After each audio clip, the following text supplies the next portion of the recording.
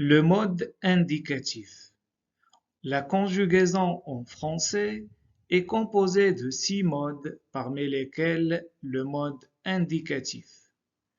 On emploie le mode indicatif pour exprimer une action ou un état certain, réel et généraux. Exemple, il fait beau aujourd'hui.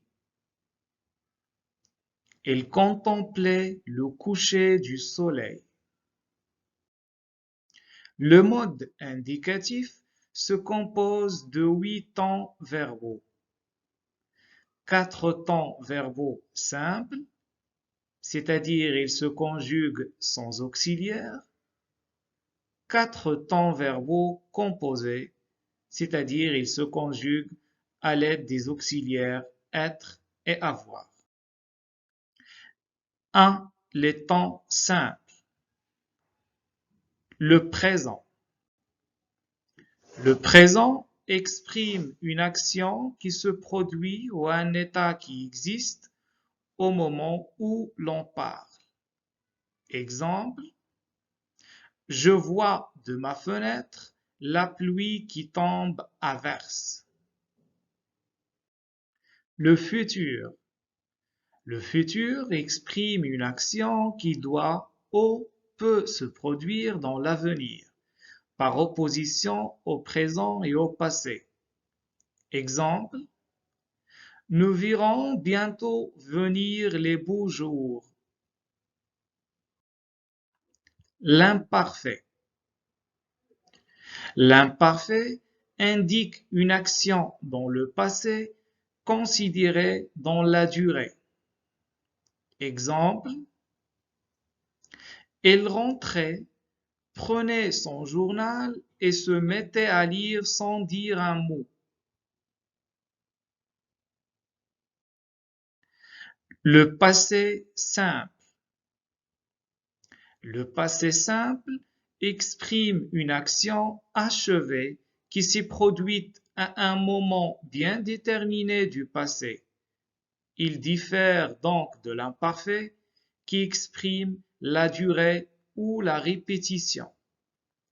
Exemple, chacun sait que Christophe Colomb découvrit l'Amérique en 1492. 2. Les temps composés. 1. Le passé composé. Le passé composé exprime une action terminée à un moment nécessairement non précisé du passé. Exemple, elle a passé toute la journée à méditer. 2. Le passé antérieur. Le passé antérieur exprime une action passée qui s'est produite immédiatement avant une autre action passée. Il s'emploie surtout dans des propositions introduites par une conjonction de temps, quand, lorsque, dès que. Exemple, quand elle eut achevé son discours, il sortit de la salle.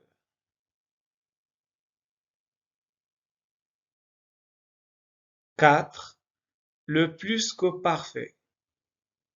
Le plus que parfait exprime une action qui s'est produite avant une autre action passée, mais, à la différence du passé antérieur, il peut s'être écoulé un temps assez long entre les deux actions.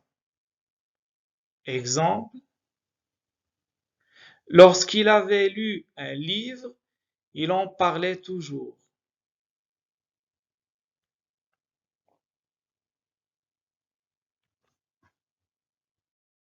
4. Le futur antérieur. Le futur antérieur exprime une action future qui doit ou peut se produire avant une autre action future. Exemple, Quand nous aurons fini ce travail, vous pourrez partir.